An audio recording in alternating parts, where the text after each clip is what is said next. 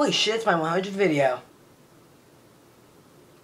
Yeah, it's my 100th video, and I finally got to 100 videos, and all I have to say is, well, thank you to, all 50 of my subscribers and to all the viewers that have watched my videos and have actually put up with me bitching and moaning and complaining about basically anything that, I found to be entertaining.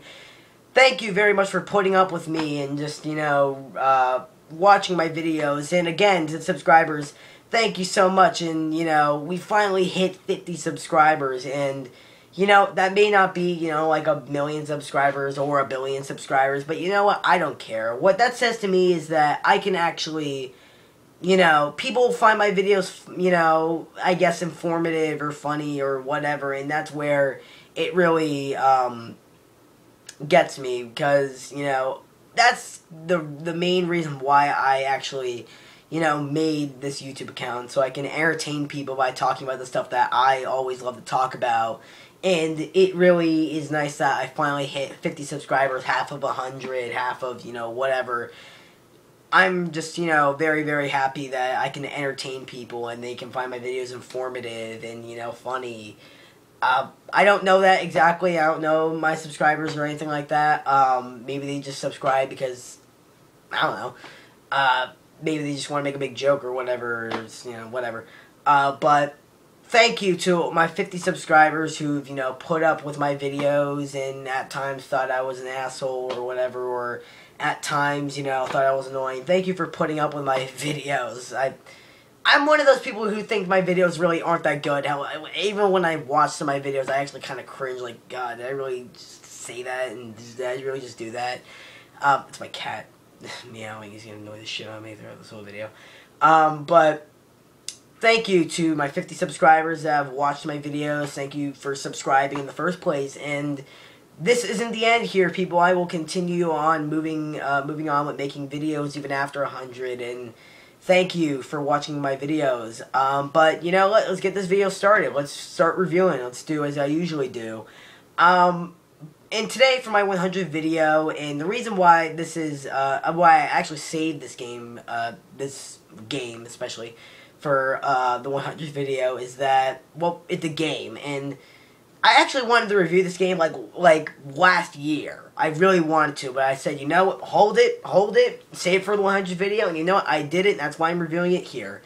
And I saved the video game for the 100th video because, as you can probably tell, I've only reviewed 2 video games in my entirety, which are the Batman Arkham games, and really, because of that, I'm not a big fan of video games in any way, shape, or form. I'm not a video game fan.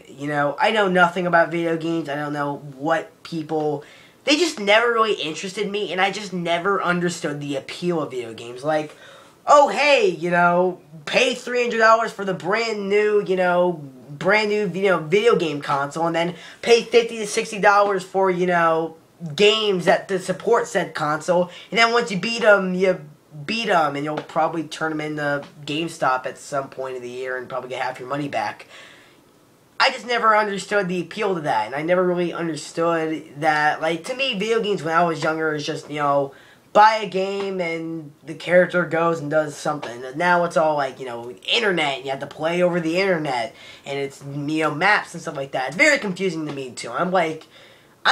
I'm a kid that's growing up in the 21st century, and yet I'm technologically oblivious to everything. I'm a technological jackass, apparently, which is really weird and just kind of unacceptable, I guess, at this point, living in the 21st century and you're a kid that lives in the 21st century. So really, to me, video games, I never really understood the appeal. I never really was the biggest fan of video games. Not that I haven't played video games before in my life. Like I said, I had played both Batman Arkham games, and when I was younger, I played tons of video games. But really, to me, I was more interested in movies and comic books and superheroes and so forth. So I just stuck to that instead of video games. And video games, like I said before, they're an expensive as hell hobby. I mean, again, $300 for a console, $50 or $60 per every game to support said console. Yeah, I'm not buying that. both in the phrase as well as literally, you know, whatever. But today, the video game that I'm reviewing actually did what I never thought a video game could do that wasn't Batman. In fact, the only reason why I bought this Batman Arkham game is because it's Batman, and the first one was good, so I bought Arkham City, and whatever. But this game actually did what I never thought video games could really do for me, and actually got me enticed and interested and developed, like emotionally, very emotionally enveloped. I don't know the word. It really got me interested, and really got me interested in the story and the characters, and basically just got me interested in basically just everything that was going on in the game. And that, my friends, is a video game of Ed, Edd n Eddy, The Misadventure for the PlayStation 2. You know, this video game was actually based off of one of my favorite cartoons, and probably one of your favorites too. What? What do you mean? This isn't the game that I'm supposed to be reviewing? Then what the hell am I supposed to be reviewing? Yeah, that's right. That's probably explains why I've been writing a bunch of notes and scripts on it. My mistake. Well, instead of reviewing that game just for a cheap joke, I'm instead going to be reviewing the game released in 2010 by Quantic Dreams, only available for the PS3, Heavy Rain. Yeah, probably an odd thing to review. I mean, it's really kind of unexpected and weird. But, again, this video game I've been wanting to review actually for a really long time. Like, ever since last year, when I, you know, started watching some, you know, walkthroughs and gameplay commentaries on it.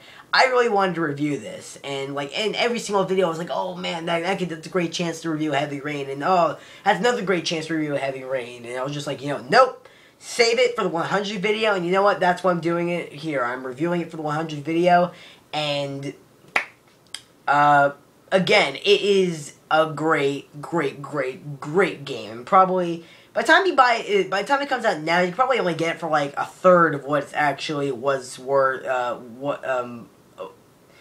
If you buy it now, sorry, I'm messing up. If you buy it now, it's very much it's $20, really a third of what it was worth when it first came out back in 2010, I believe. And it's very much worth it. It is really worth it. The characters, the story, the music, basically everything in it is just amazing and great and worth every penny. And I know a lot of other people will disagree with that, but it's my opinion. Again, my opinion. So that said, let's get the review started. Now, before we get into the story and, you know, everything else about that, let's talk about some of the characters first. Our first character is Ethan Mars, played by Pascal Langdale. And this character is, of course, our main character, and suffers from many things in the game, such as, he suffers from many blackouts, and this is caused because of the death of one of his sons named Jason.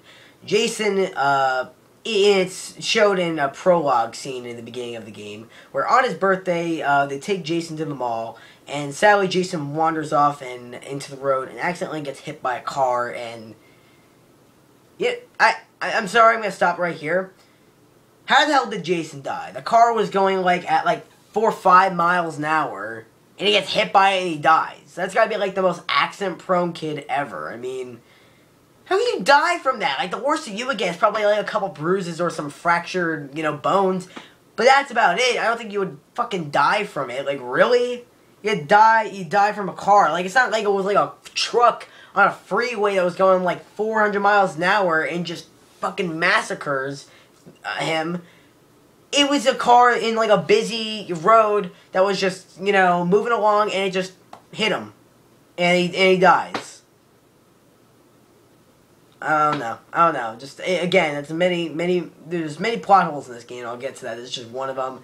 I had to bring it up. I'm sorry. But after his death, he has a divorce, and him and his other son, the twin of Jason, which is Sean Mars, they grow very apart.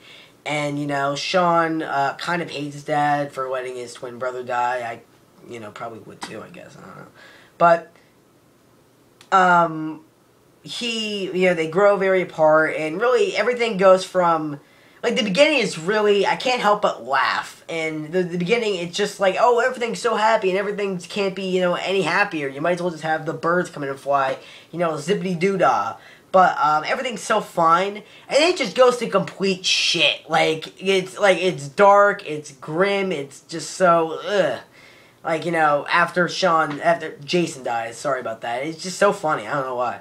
But he has many problems throughout the game, like gaining, his son's, love back and stuff like that. He, gaining his son's love back, and that, and having to deal with kind of being responsible for his other son's death. He has a lot of baggage in this, apparently. The actor who portrays him, Pascal Langdale, does do a pretty good job, and from what I believe, he is French, and actually this whole game is mostly made up of French writers and actors. I believe David Cage, the writer and director of this, he is French, I believe, in the game. He is French. And Pascal Langdale, I also believe, is French. If not, I'm very sorry about that. I should probably look up half this shit before I even do these videos.